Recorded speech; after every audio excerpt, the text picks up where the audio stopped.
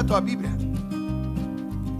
no Evangelho de Jesus Cristo segundo escreveu Lucas, e vamos ler o capítulo 15 e o versículo 11 ao 24. Olha, quantos de vocês têm Bíblia aí? Todos têm Bíblia? Ou no móvel? Todos. Eu queria que você deixasse a tua Bíblia aberta ou encendida, como diz o espanhol, né? No móvel. Mas não deixe sem estar com a tua Bíblia. E eu queria que você lesse esse texto como se fosse a primeira vez. Não despreze esse texto. Por ele ser conhecido, a tendência é a gente dizer assim: eu já conheço esse texto, eu vou ficar tranquilo, agora eu já sei o que ele vai falar. Não despreze, porque é a palavra de Deus. Ouça a explicação como se fosse pela primeira vez. Aproveite, sugue, alimente e tire tudo daquilo que você pode ter. Olha, irmãos, enquanto eu estou falando aqui, o Senhor pode dar muito mais para você do que eu estou dando, porque cada um tem necessidades diferentes. Então preste atenção na palavra do Senhor, medite nela, deixa a tua cabeça funcionar, porque a Bíblia diz que a fé vem pelo ouvir e ouvir pela palavra de Deus. E o nosso compromisso é entender a palavra de Deus e aplicar a palavra de Deus na nossa vida, então surgirá efeito. Eu sei que é uma parábola, e alguém pode dizer assim: se é uma parábola só tem um propósito e pronto. Apesar de ser uma parábola, mas nós sabemos que Jesus nunca usou uma mentira para ensinar uma verdade. Apesar de ser uma parábola, algo que pode não ter ocorrido, simplesmente algo que Jesus criou na sua mente, mas ele está dizendo: assim acontece também. Ele não vai usar algo mentiroso para ensinar uma verdade. Ele usa uma verdade para aclarar uma outra verdade maior. Então, vamos para a leitura do texto. Diz assim: e disse: um certo homem tinha 2 filhos. O mais moço deles disse ao pai: pai, dá-me parte da fazenda que me pertence. E ele repartiu por eles a fazenda. E poucos dias depois, o filho mais novo, ajuntando tudo, partiu para uma terra longínqua. E ali desperdiçou a sua fazenda, vivendo dissolutamente. E havendo ele gastado tudo, houve naquela terra uma grande fome. E começou a padecer o quê? E foi e chegou-se a um dos cidadãos daquela terra, o qual o mandou para os seus campos apacentar o quê? E desejava encher o seu estômago com as bolotas que os porcos comiam, e ninguém lhe dava nada. E caindo em si, disse: quantos trabalhadores de meu pai têm abundância de pão, e eu aqui pereço de fome. Levantar-me-ei e irei ter com meu pai, e dir-lhe-ei: pai, pequei contra o céu e perante ti. Já não sou digno de ser chamado teu filho. Faze-me como um dos teus trabalhadores. E levantando-se foi para o seu pai. E quando ainda estava longe, viu-o seu pai, e se moveu de íntima compaixão. E correndo lançou-lhe ao pescoço e o beijou.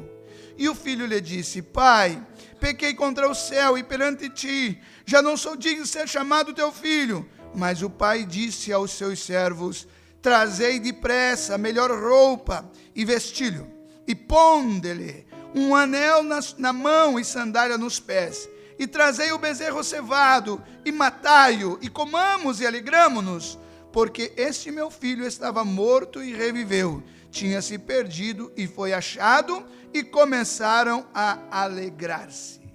Amém? Esse é um dos textos, talvez um dos mais conhecidos, a parábola, né?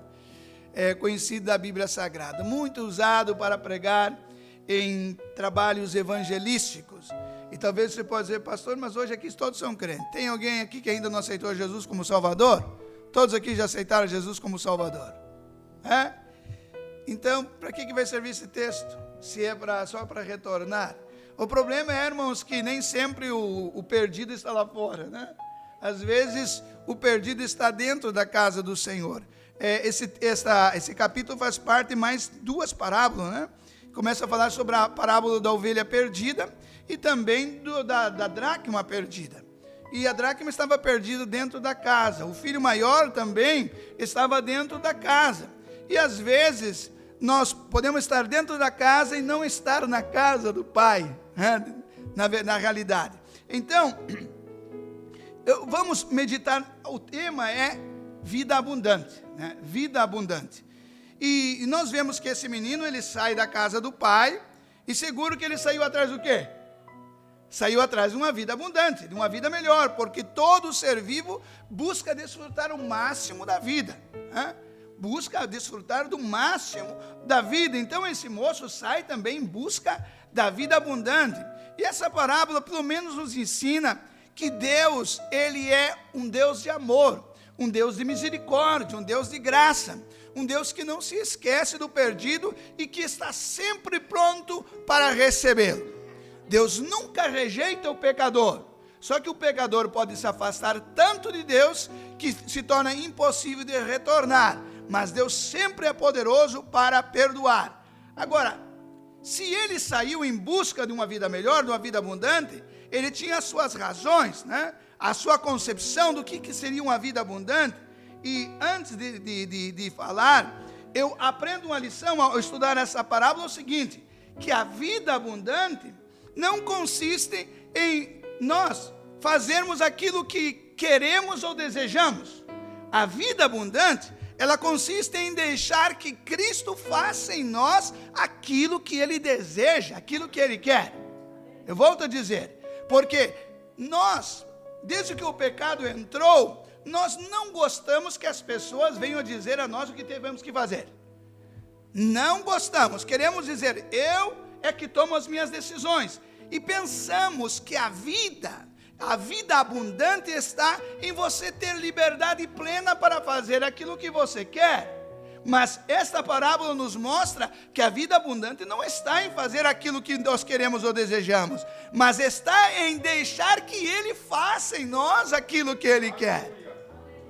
Com essa visão, vamos meditar na palavra do Senhor. Diz o texto, o filho mais velho, diz assim, um certo homem tinha 2 filhos, e o mais moço disse ao pai, pai, dá minha parte da fazenda que me pertence, e partiu por eles a fazenda.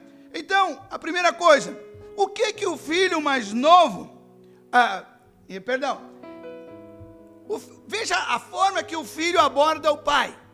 Ele não vai ao pai dizendo, pai, eu tenho algo para conversar com o senhor, mas o senhor, eu não queria que o senhor pensasse mal de mim, mas eu estava pensando, eu sei que tudo que o senhor tem é meu, parte é minha, mas o senhor ainda não morreu, e eu não quero faltar com respeito com o senhor, mas será que o senhor poderia me dar a minha parte?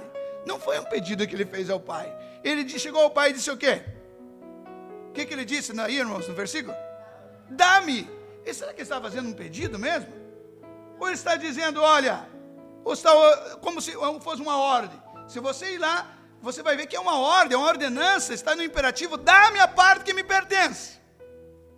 Dá-me a parte que me pertence, da parte da fazenda que me pertence. Agora, se ele chega e pede para o pai a parte que pertence, logo nós devemos pensar o quê? Pensar conosco. O porquê? Quais são as razões de esse filho chegar ao pai e pedir a parte que lhe pertence? Porque ele tinha suas razões, ele não dá suas razões aqui, não dá razão, porque ele não pede, ele exige do pai a parte que lhe pertence, mas ele tinha suas razões, e agora eu queria que você pensasse, quais seriam as possíveis razões, porque o texto também não diz quais são as suas razões, mas eu anotei pelo menos umas 4 possíveis razões que levou este jovem chegar ao pai e exigir a parte que lhe pertencia. Primeiro, é possível que ele estivesse cansado de obedecer ao pai e desejoso para alcançar a liberdade. Sabe, é próprio de jovem. O pai pensa que sabe muito, mas ele pertence a uma geração anterior, né? E eu vivo numa geração diferente, o conhecimento, eu tenho acesso ao conhecimento, então talvez ele ficou cansado de obedecer o seu pai e desejoso para alcançar a liberdade. Só que o que ele entendia por liberdade, na realidade não era liberdade, Porque ao pensar que ele entraria na liberdade, na verdade ele saía da liberdade e entraria numa prisão. Então, é possível que ele estivesse cansado de obedecer ao seu pai. Isso acontece com os filhos. O pai vem de novo falar isso, né? Não acontece isso? Outra vez, isso é na casa do Senhor também. O pastor, às vezes, sempre falando, vem o pastor, vai me chamar, vai me ligar, outra vez, a mesma coisa, eu já sei disso. Então, talvez ele estava cansado. Qual outra possível razão? Por favor, anota aí, se você achar mais uma, me passa para mim depois, tá bom? Outra. Desejava escapar da vigilância do pai. Por quê? Porque o versículo 13 disse o quê? Que poucos dias depois o filho mais novo, ajuntando tudo, partiu para onde? Para uma terra onde? Bem longe do pai. Talvez fosse que ele desejava escapar da vigilância do pai. Eu não quero desrespeitar o meu pai, não quero fazer o meu pai sofrer, então eu vou me ausentar da vigilância do pai para que eu possa desfrutar da vida. Eu quero vida abundante, e estando junto com o pai, ele não me permite eu ter vida abundante. Então eu quero sair da vigilância do pai. Mas esse jovem não conhecia o pai. Porque o pai, olha o que diz o Salmo 139, verso 7, né? O pai é Deus nesse caso. Mas o pai e a mãe têm uma capacidade muito grande de entender também o seu filho. E o Salmo 139 e o verso 7 disse: para onde eu me irei do teu espírito? Ou para onde eu fugirei da tua face? Não posso. O versículo seguinte diz como? Se eu subir ao céu, tu estás aí. O que mais? Se eu fizer no céu a minha cama, eis que tu ali também está. O que mais? Se eu tomar as asas da alva e habitar nas extremidades do mar, até ali, a tua mão me guiará e a tua destra me susterá. E aí ele diz assim, o versículo seguinte: se disser, de certo que as trevas me encobrirão, então, se eu disser, de certo que as trevas me encobrirão, então, a noite será luz ao redor de mim. Quer dizer, se eu ficar na escuridão, se eu pensar, ele diz assim, essa escuridão será a luz perto de mim. O verso seguinte, ele diz assim, nem ainda as trevas me escondem de ti, mas a noite resplandece como o dia, as trevas e a luz são para ti a mesma coisa. O que Deus está dizendo é o que o pai disse: filho, você pode até sair da minha casa e você pode ir até longe, muito longe, mas nunca escapará da minha visão. Eu estou te vendo. Eu vejo que não somente o que você faz, mas eu vejo o que você pensa. Eu entendo o que você pensa. Eu sei dos desejos. Eu sei muito bem que o que você está me pedindo aqui, eu sei muito bem o propósito. Você está cansado de me obedecer, está achando que eu estou privando você da liberdade.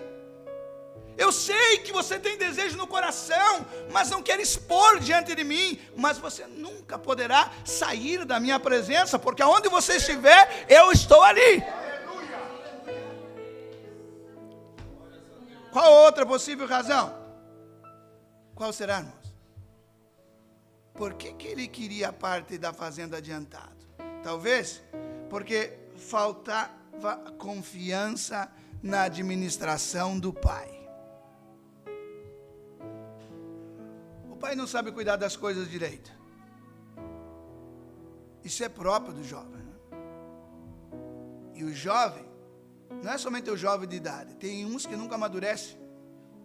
Nunca amadurece.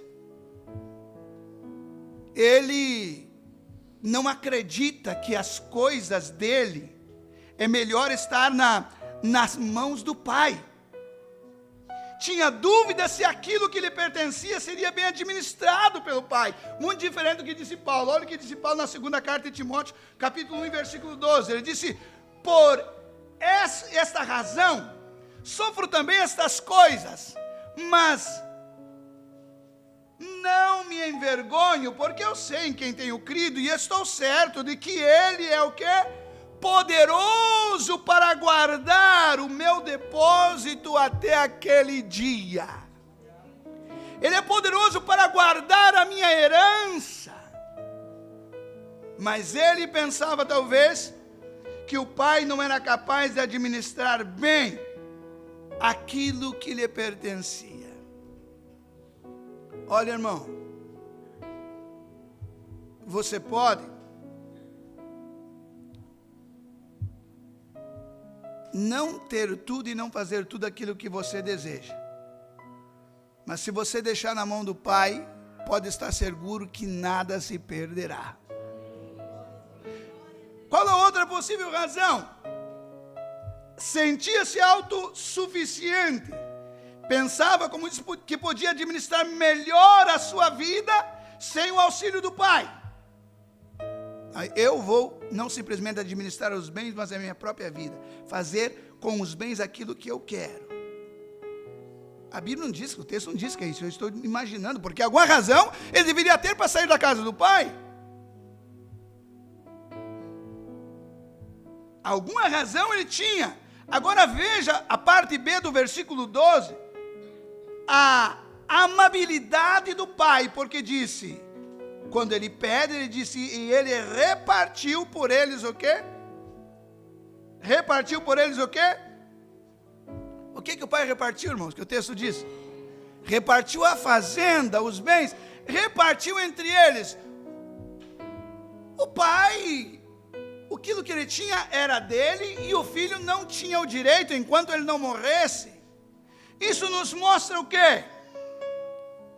Que Deus, ele não obriga que nós venhamos a ficar com ele.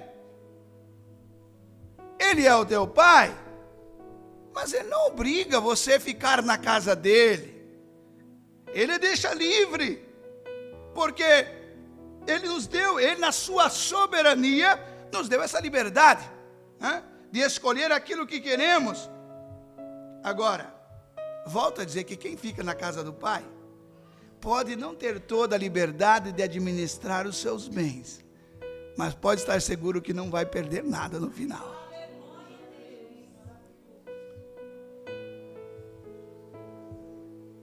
Outra coisa interessante que eu encontro nessa parábola, irmãos, é meditando e vendo como ele administrou os seus bens quando estava na sua mão. Tem pessoa que fica olhando o outro administrar e diz assim, se estivesse nas minhas mãos, eu ia fazer esse negócio crescer. Mas porque nunca teve nas coisas nas suas mãos. Quando? Por que o pai não tinha entregado para o filho? Porque não era a hora. O filho não estava preparado ainda. Mas os filhos querem muito depressa, né? Aí, veja como ele administrou quando ele pegou as coisas nas suas mãos. Vamos ver o versículo 30. O que diz o versículo 30? Vindo, porém, esse teu filho, o que ele fez? Desperdiçou a tua fazenda com o quê? Ele gastou bem o seu dinheiro? Ele desperdiçou, gastou depressa tudo, desperdiçou com o pecado.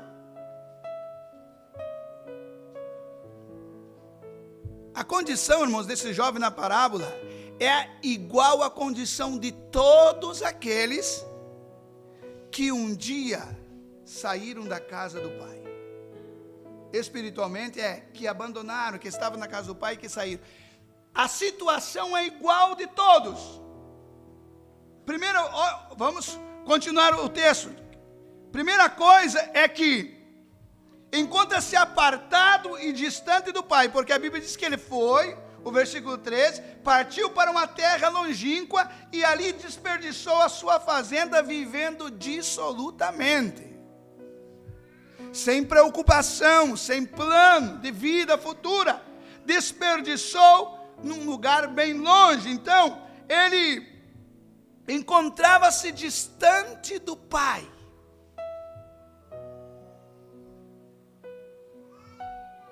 E um filho verdadeiro, ele não consegue viver longe do Pai. Porque se o Pai na parábola é Deus, pode dizer que na parábola também é Jesus, porque Jesus é Deus. E como nós vimos ontem que Jesus, nele está a vida, ele é a própria vida, se sair dele, o que tem? Não tem vida. Porque Deus criou, por exemplo, quando Deus criou os peixes, Deus disse assim, para o mar, haja peixe, crie peixes, os animais. E se você pegar e tirar o peixe da água, o que vai fazer? Já começa a se bater ou coloca de novo, ele morre. Porque ele foi criado para viver ali. A mesma coisa com a planta, a terra para produzir as plantas. Se você arrancar a planta, ela morre. Se o filho se apartar do pai, ele morre. Ele não tem mais vida. Ele pensa que tem vida, mas na verdade ele está dando os últimos respiros da sua vida. Então, veja a condição, encontrava distante do pai. O que mais? Encontrava-se em plena pobreza, porque o versículo 14, veja comigo a tua Bíblia aí. E havendo ele gastado, quanto? 50%? Tudo. Depois que gastou tudo, não tinha mais nada, ficou pobre, gastou tudo. Então, encontrava-se em plena pobreza. Não restava mais nada daquilo que havia recebido na casa do pai, daquilo que lhe pertencia. Sabe o que acontece? Quando o filho se aparta da casa do pai, ele começa a perder aquilo que ele tinha recebido na casa do pai. Falando, aplicando os dons espirituais. Se ele era um pregador, ele já não tem mais vontade para pregar. Se ele orava, já não ora mais. Se ele cantava, ele já não canta mais, porque ele está longe da vida, está longe da fonte de alegria, de gozo.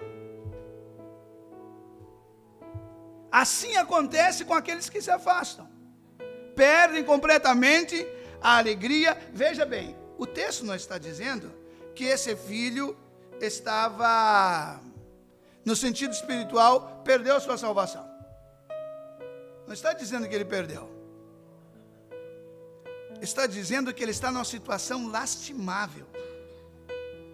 E que ele precisa tomar uma decisão. Está dizendo que ele está nos cuidados intensivos. Quer dizer que ele está perdendo a vida. Lembra quando Davi pecou? E pecou feio. E Deus perdoou o pecado dele. Mas no Salmo 51, o que ele disse? Renova em mim. E o que ele disse? Não retires de mim. Mas ele pede uma coisa para Deus. Ele disse o quê? Devolve-me. Volta a dar-me a alegria da tua salvação. Ele não está dizendo que perdeu a sua salvação. Ele está dizendo, eu não consigo mais ter alegria. Eu perdi a alegria da minha salvação. Aleluia. E quantos que apesar de aparentemente estar dentro da casa do pai, essas quatro paredes, mas na verdade não está no pai, porque o coração dele está longe. E ele não tem mais alegria. Ele fica olhando para o outro, mas por que está se alegrando? Estou chorando, glorificando. Ele não consegue, porque ele está longe. Porque na presença de Deus, há tristeza, irmão?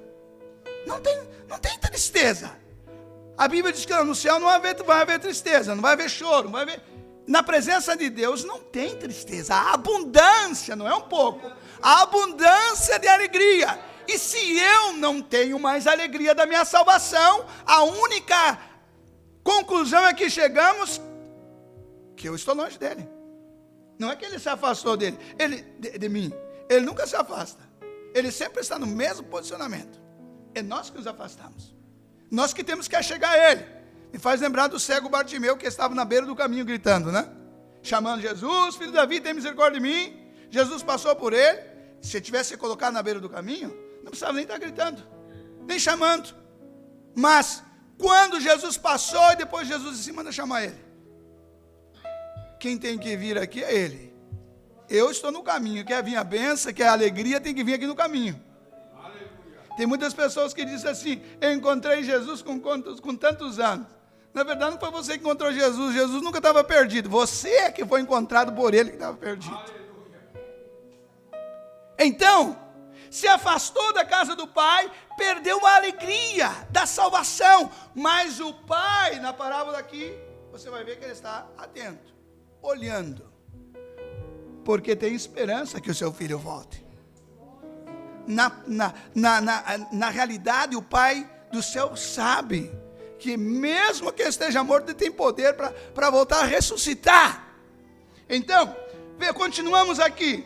Veja a condição desse jovem, a condição de todos aqueles que se apartam no caminho do Senhor. Se encontrava em plena miséria. O versículo 16 diz que antes ele desfrutava das coisas que tinha na casa do pai. Agora ele desejava comer o quê? Comida do quê? Olha o que diz o 16.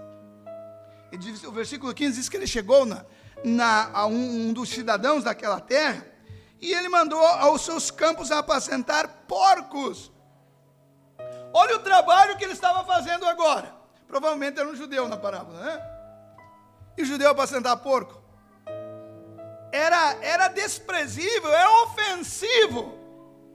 É assim o que acontece com aqueles que abandonam a casa do pai.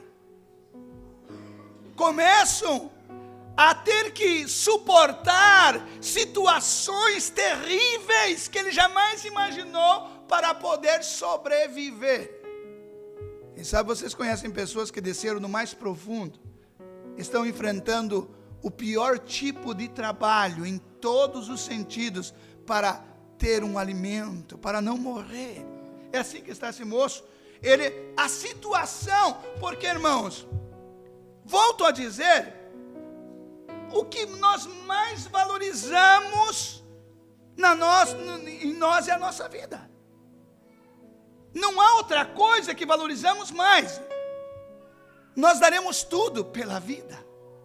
E é tão importante a vida, que o pai deu o seu filho, e o filho deu a sua própria vida, exatamente para resgatar, para que não venha se perder, porque a vida é importantíssima, é a coisa mais importante, o bem mais precioso. Estava em plena miséria, agora, diz o versículo 16, e desejava encher o estômago com a comida que os porcos comiam. Ele estava numa situação terrível, encontrava-se em plena humilhação, e não somente em plena humilhação, mas ainda com fome, e na miséria. Porque ainda, além de estar fazendo um trabalho terrível, menosprezado na cultura do seu povo, ele ainda nem sequer tinha direito de comer, de alimentar-se. E o alimento não era um alimento bom, era um alimento que era dos porcos. Em outras palavras, esse jovem estava tendo menos valor do que os próprios porcos. Isso é o que o diabo quer fazer com os filhos de Deus, irmãos. Ele quer fingir que ao sair da casa do pai, temos a plena liberdade, quando na verdade aí é que estamos presos. E a pior prisão é aquela que a pessoa não se dá conta que está preso. Por exemplo, tem pessoas lá do mundo que olham para nós, os crentes, e dizem assim, eles não podem fazer nada. Eles não podem fumar, não podem beber, não podem roubar, não podem se prostituir, não podem fazer isso e aquilo. Isso é uma prisão. Estão enganados. Eles que estão presos. Porque eu e você podemos fumar, podemos beber, podemos prostituir, podemos roubar, podemos fazer tudo isso. Mas não fazemos o porquê? Porque exatamente somos livres. E essa liberdade nos dá o direito de escolher fazer e não fazer. Agora, eles é que estão presos, porque eles não querem se prostituir e acabam se prostituindo. Não querem roubar, não querem fazer isso e acabam fazendo. Quem é preso é eles. Nós somos livres.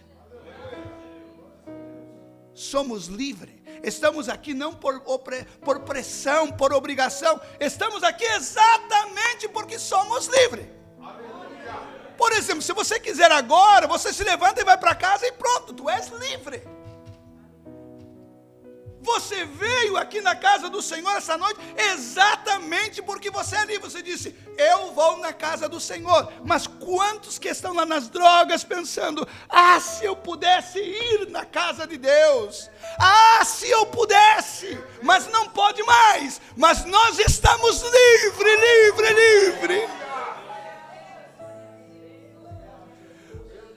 O amor do Pai nos aprisionou. Que prisão maravilhosa!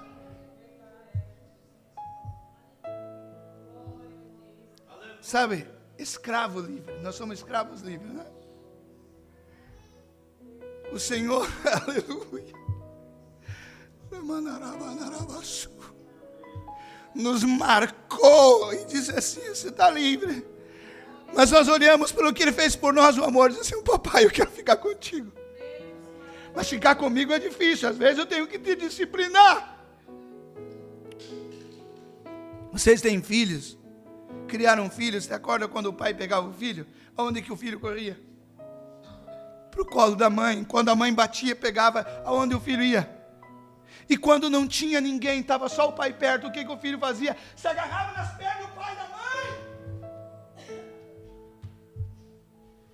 Porque ele sabe que por mais que esteja disciplinando, a proteção é na casa dele, a vida está na casa dele. Até mesmo com os animais acontece, às vezes as mães querem rejeitar. Esses dias eu estava vendo um vídeo,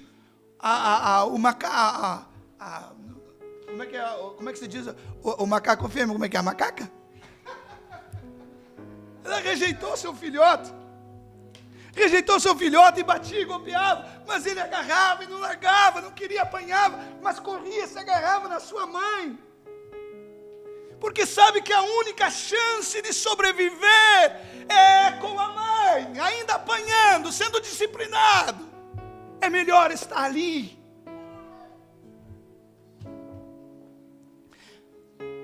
Talvez todos nós estamos na casa do Pai. Mas quem sabe o teu coração está desejoso, dá uma visitadinha lá no mundo. Eu estou tanto tempo na casa do Pai e não vejo diferença nenhuma.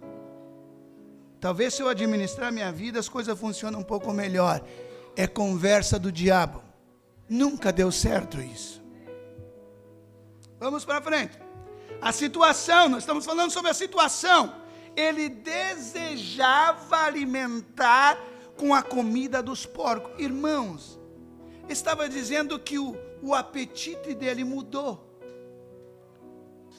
Você tem poder para decidir gostar ou deixar de gostar de algo? Você tem poder? Você tem condições de dizer assim, bom, eu gosto de churrasco, mas amanhã não vou gostar mais. Eu que tomo chimarrão, bom, hoje eu gosto de chimarrão, a partir de amanhã não vou gostar mais. Não tem esse poder. Esse moço não tinha desejo de comer comida de porcos. Quando viu, nem sequer de ver porcos. Agora ele não só estava se satisfazendo a trabalhar com os porcos, mas passou a ter desejo de alimentar da comida dos porcos. Ao sair da casa do Pai, nós começamos a ser trabalhado por outro pai. Porque queira ou não queira, você é filho de alguém. Não foi isso que Jesus disse? Vocês têm por pai o diabo, porque vocês fazem a vontade dele. Se vocês fossem filho do meu pai, vocês fariam de mim, ouviam eu. Então, ou você é filho do diabo ou é filho de Deus. Se os teus desejos é pelas coisas de Deus, é possível que você seja filho de Deus, ou é certeza que é. Agora, se começar a ter desejo das coisas que não são do Pai, tem que perguntar, quem está transformando meu coração? O que está acontecendo no coraçãozinho? Papai, me ajuda! Tem que gritar para ele, pedir ajuda. Porque se você não cuidar, o diabo, irmãos, ele é astuto. Paulo diz assim, não ignorei os seus ardis, as suas artimanhas, a sua capacidade de enganar. Então, ele, veja bem, encontrava-se, o versículo 24, nós estamos falando da condição daquele que, quando sai da casa do pai, a condição que ele se encontra. Aqui ele se encontra com fome, né? Desejoso de comer porcaria.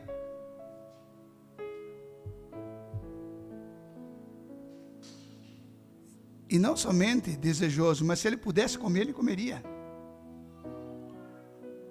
Hoje, muitas pessoas estão morrendo, irmãos, porque estão comendo porcaria. E às vezes não precisa sair da casa do pai para comer a porcaria. Come dentro. Não precisa ir lá no mundo, pensa que não está no mundo, mas às vezes está no móvel. Sentindo o prazer de comida de porcos que ele não tinha antes. Deus está falando. Veja a situação no versículo 24, disse: este meu filho estava morto. A condição do filho que sai da casa do pai é uma condição de morto, não tem vida. Não tem vida, porque o pai é a vida, se saiu não tem vida. Ele pode até pensar que aquilo que tem é vida, mas logo se dará conta que não é. Porque o pai trata ele como estava morto. Outra coisa, esse é interessante, olha o que diz o versículo 17. A condição desse moço. E caindo em si. O que esse moço estava? Estava fora de si. A condição de um filho sair da casa do pai somente se ele perdeu o juízo. Esse moço perdeu o juízo, mas se ele perdeu o juízo, isso é um processo, irmão, porque o juízo é um resultado. A perda é um resultado. Então teve uma caminhada. Quem sabe o alimento começou a alimentar, a deixar ser alimentado. Talvez outros colegas diziam: nossa, o teu pai é rico, já pensou você com toda essa fortuna dele? O que você não faria? Ah, o teu pai não deixa você fazer nada, nem se quer matar um bezerro para comer com os teus amigos. Já pensou quanta festa você podia fazer? E aí começa a nascer o desejo. E aí começa a perder a plena consciência das coisas certas. E esse moço estava fora de si. Somente uma pessoa fora de si encontrava-se fora de si. Agora veja o regresso ao pai. Esse é maravilhoso. O regresso do filho. Vamos ver como é que foi. Esse é a forma de retornar ao pai quando sai. Vamos ver o versículo 17. Outra coisa, irmãos. 17, e caindo em si, disse: quantos trabalhadores na casa do meu pai, há abundância de pão e eu pereço de fome. Olha, ninguém poderá ser livre sem se dar conta que está preso. Você não pode libertar alguém se no primeiro você não mostrar que ele está preso. Porque o desejo vai vir a partir do momento que ele se dá conta que está preso. Tem muitas pessoas que estão presas nos seus pecados e não se dá conta. Foi por isso que Deus mandou a lei. O homem pensava que era tão santo, Deus mandou a lei. Depois se deu conta que não podia cumprir, que era pecador. Por que Jesus não apresentou Jesus antes e depois da lei? Porque Jesus era a liberdade. Como que vai apresentar liberdade se a pessoa não se dá conta que está preso? Então vou mostrar que o povo está preso e dar oportunidade para eles se libertar, e eles vão se dar conta que não conseguem se libertar, e então eu vou apresentar a porta para ser livre. O filho não poderá regressar na casa do pai, ou nem pensar em regressar sem primeiro se dar conta que está perdido. Veja bem, ele diz assim: e caindo em si. Eu não sei, eu vou atribuir aqui a obra de Deus, porque não foi fruto do seu próprio esforço talvez, mas diz que ele caiu em si, voltou o seu juízo, e ele começou a pensar assim: quantos trabalhadores de meu pai têm abundância de pão e eu aqui pereço de fome. Então, quando ele se deu conta quando que ele pensou em retornar na casa do pai? Quando ele se deu conta do estado de miséria em que ele vivia. Quando ele contrastou a sua vida com a vida daqueles que viviam na casa do pai. Ele pensou, veja o meu estado que eu estou vivendo. Os empregados do meu pai vivem muito melhor do que eu. Que coisa, que erro que cometi. Por que fui sair? Mas agora eu já saí. Então, o regresso do pai foi quando ele começou a pensar na situação que ele estava e começou a pensar em voltar na casa do pai. Quando também ele percebeu que se ele continuasse naquele jeito, ele iria perecer. Porque ele disse assim, e eu aqui pereço. Eu estou perecendo. E o término de tudo, eu vou me acabar. Então, enquanto a pessoa não se der conta que se ele não retornar, ele vai acabar sem vida, ele não vai retornar. É por isso que às vezes o Senhor tem que permitir você ir cuidar de porco. Às vezes o Senhor tem que permitir você desejar comer a comida dele e nem a comida dele, para dizer assim, olha, você sem mim é pior do que, não que o porco, mas que a comida deles. Mas Deus não desenhou isso para mim e para você, irmão. Deus nos desenhou vida abundante. Olha, como que foi o seu regresso? Versículo 18. Propôs no coração encontrar-se com seu pai e levou em frente o propósito. Ele disse, levantar-me-ei e irei ter com meu pai e dir-lhe-ei. Então, ele começou o regresso dele quando ele toma uma decisão de regressar na casa do pai. Eu vou voltar para a casa do pai. Mas não ficou somente aqui. Tem que tomar uma atitude. Ele tem que pegar aí, porque as pernas Deus deu para ele. É ele que tem que ir. Ele tomou essa decisão. Outra coisa, versículo 18 ainda. Ele disse assim, pequei contra o céu e perante ti. É o que ele queria dizer para o pai. Então, ele reconheceu inteiramente a sua culpa. Estamos falando da restauração do filho. A primeira coisa é dar-se conta que vai perecer se continuar assim. Depois, tomar uma decisão e agir. Porque o milagre, o poder de Deus sempre é a reação da nossa ação. Sempre quando agimos, o Senhor reage. Então ele tomou essa decisão. E outra coisa, reconheceu a sua culpa, porque ele disse assim, pai, pequei contra ti. O problema é que muitos filhos sábios do seu estado de miséria, que se encontra, mas ainda continua olhando para o pai, achando que o pai é o culpado. Mas se eu fosse o pai, eu não tinha dado. Se ele sabia que eu ia me perder, sempre achando uma culpa. Nunca vai regressar na casa do pai, enquanto não assumir toda a culpa. O teu pai não tem culpa de nada. Ou você assume a culpa, ou fica com a tua razão e fica desejando comer comida de porco. Vai perecer, porque nem comida de porco. Continuando, ele reconheceu inteiramente a sua culpa, e o versículo 19, reconheceu que já não era mais merecedor de perdão. Olha o que diz o versículo 19. E ele disse assim, já não sou mais digno de ser chamado teu filho, faz-me como um dos teus jornaleiros. Em outras palavras está dizendo, já eu sei que eu não mereço o teu perdão. Enquanto você se achar que não é tão mal assim, que o Senhor tem que te perdoar, que você tem mérito para receber o perdão do Senhor, você não vai regressar. Mas esse moço, ele reconheceu que não era digno de receber nem sequer o perdão. Por isso que ele nem foi para pedir ou exigir. Agora não vou exigir, nem sequer ele tinha coragem de pedir a posição que ele, para exercer a posição que tinha antes. Estava o suficiente alimentar. É quando a alma está gritando, dizendo, por favor, me socorre. E é isso que as almas estão, irmãos. Quando você vê alguém adorando o Buda, quando você vê adorando uma vaca, quando você vê adorando qualquer coisa, é a alma gritando, dizendo, por favor, me alimente, me alimente.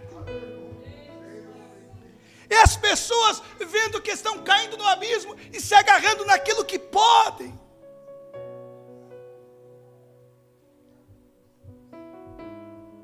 Ele reconheceu que já não era mais digno de receber o perdão, mas o versículo 19 também nos mostra que ele reconheceu que já não era mais merecedor de ocupar a posição que ele tinha antes, porque ele disse: trate-me como um dos teus trabalhadores.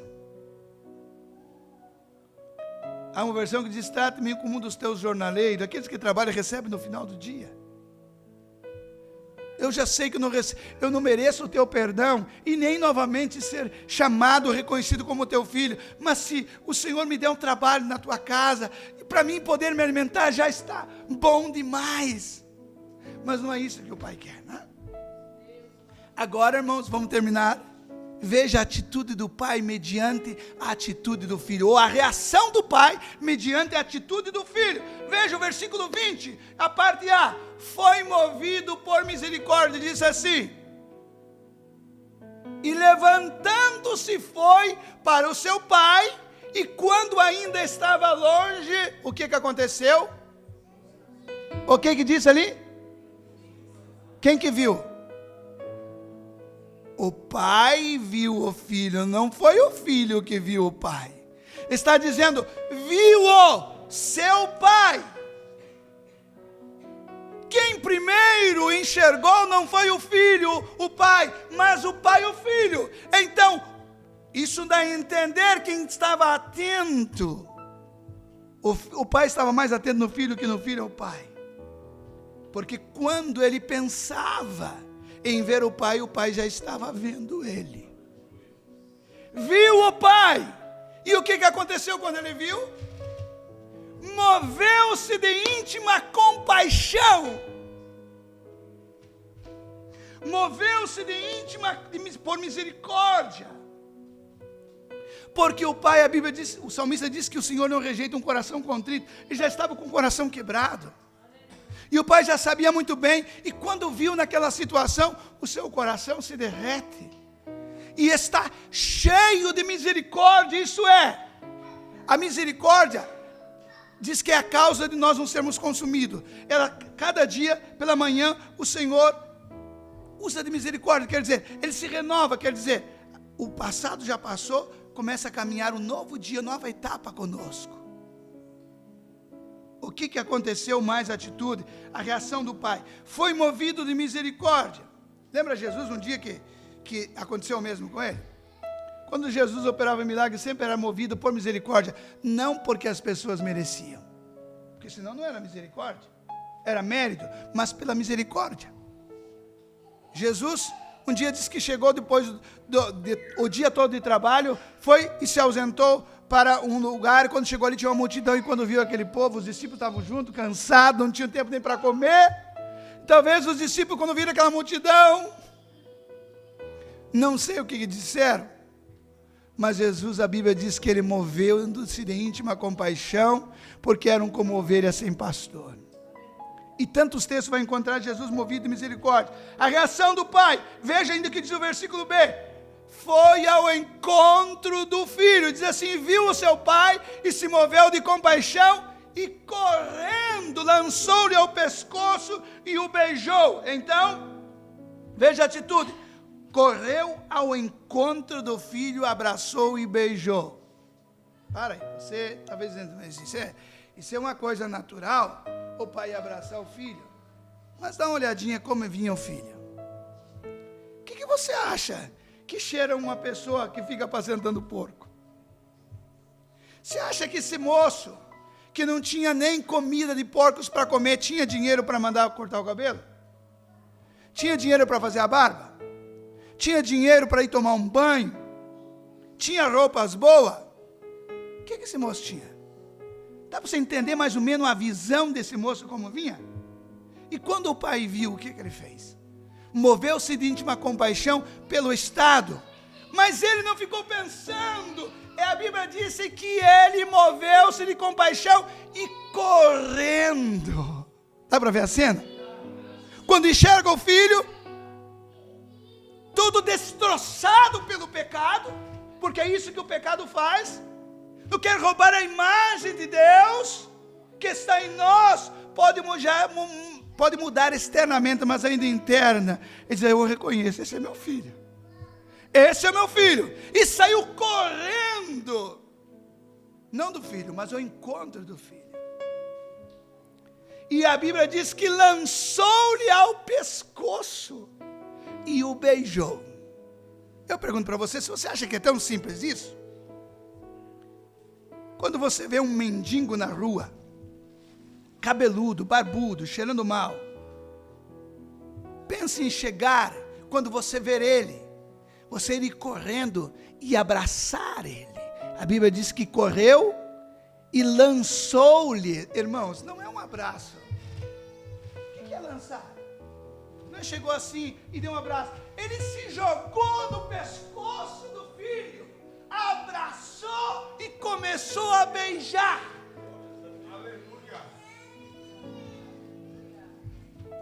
Foi assim que ele fez comigo e com você, irmão. Um dia estávamos nessa situação, mas quando nós olhamos para ele, eu não sei, a Bíblia diz que ele nos amou primeiro, por isso que amamos ele.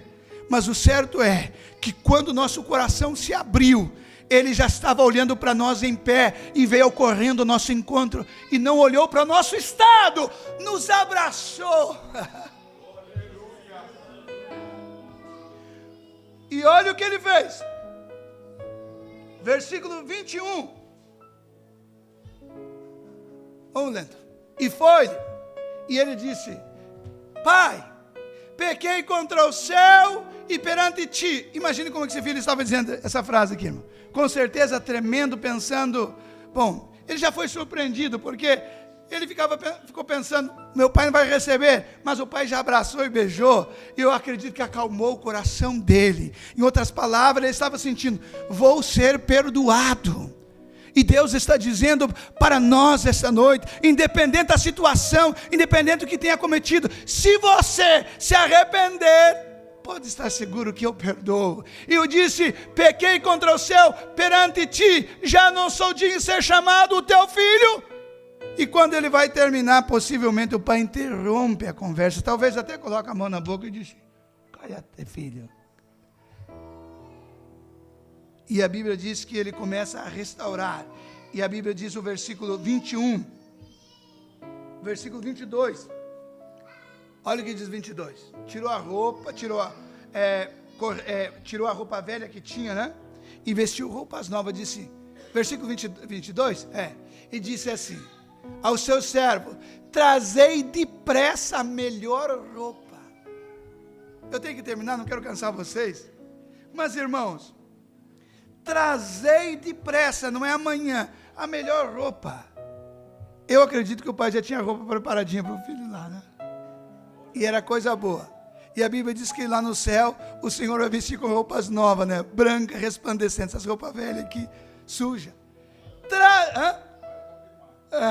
Não era da Primark. Trazei depressa. O propósito de Deus, Deus tem pressa em restaurar. Ele não quer ver o filho que ele criou a sua imagem naquela situação. Ele tem pressa de mudar. Vamos depressa. Trazei depressa a melhor roupa. E olha, irmãos, ele não deu para o filho vestir. Ele disse assim, vesti ele.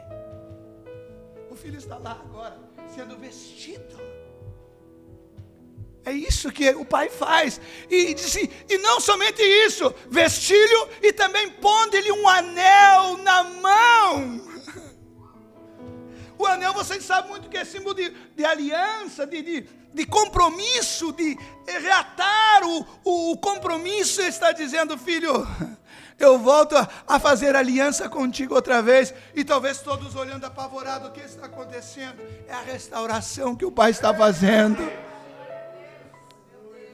A restauração que o pai está fazendo. E disse, põe também sandália nos pés dele. Não somente roupa, mas sandália nos pés. Que a sandália, de certa forma, é proteção. Por isso que nós calçamos sapato, para proteger, né? Agora está o filho ali, arrumadinho.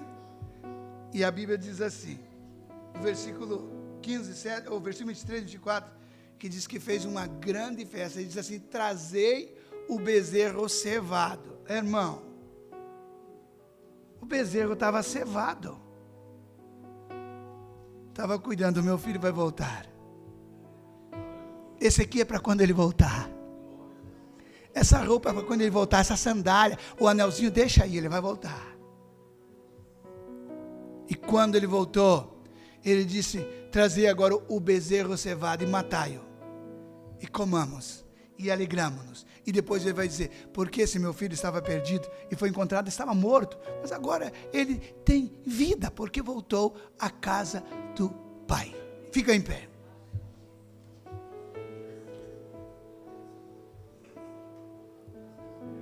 Irmão, o diabo quer nos enganar, fazer pensar que ter liberdade é ter vida abundante. Eu creio no livre-arbítrio, mas eu não quero mais ter livre-arbítrio. O Senhor já me deu o livre-arbítrio para decidir, e eu já aproveitei ele e decidi. E falei, Jesus, a minha vida, o meu coração, tudo é teu. A minha vida é tua. Portanto, agora, não me dá mais liberdade de escolha, porque eu já fiz a escolha. Se eu quiser amanhã mudar de ideia, ignore isso. Eu estou livremente dizendo isso para ti, te dando essa liberdade, visto que o Senhor me deu a liberdade. Eu agora não quero mais a liberdade. Eu quero que o Senhor cuide da minha vida. Eu quero orar nessa noite. Olha, talvez você ainda continue na casa de Deus, mas talvez não está desfrutando da vida abundante. Veja bem que o outro filho mais velho estava na casa do pai e começou a se queixar, porque disse que o pai não tinha feito isso para ele, agora está fazendo para o outro filho. E o pai disse assim, ô filho, tudo que eu tenho aqui é teu. Se você não aproveitou para matar o bezerro e desfrutar com teus amigos, eu te proibi alguma vez? Tudo é teu. O problema é que muitas vezes nós estamos na casa do pai e não desfrutamos das coisas dele. E não desfrutamos. Aí vem outro que o Senhor dá um banho lá, veste roupa nova e começa a desfrutar. E os mais velhos da casa começam a dizer, olha só, que pai ingrato. Eu que estou aqui há tanto tempo, não desfruto. Mas o pai proibiu? Não. O pai quer que viva a vida plena, mas você tem que querer. Eu quero orar. Eu não sei, eu acredito que todos aqui já entregaram a sua vida para Jesus. Se você não está apartado, quem sabe, você pode ter desejo de querer e dar de querer experimentar essa falsa liberdade, porque é uma falsa liberdade. Uma falsa liberdade. Logo se dará conta que ele está preso, e quando ele se der conta, já não tem mais liberdade. Esse é o caminho que conduz à vida eterna. Não se aparte da casa do Pai.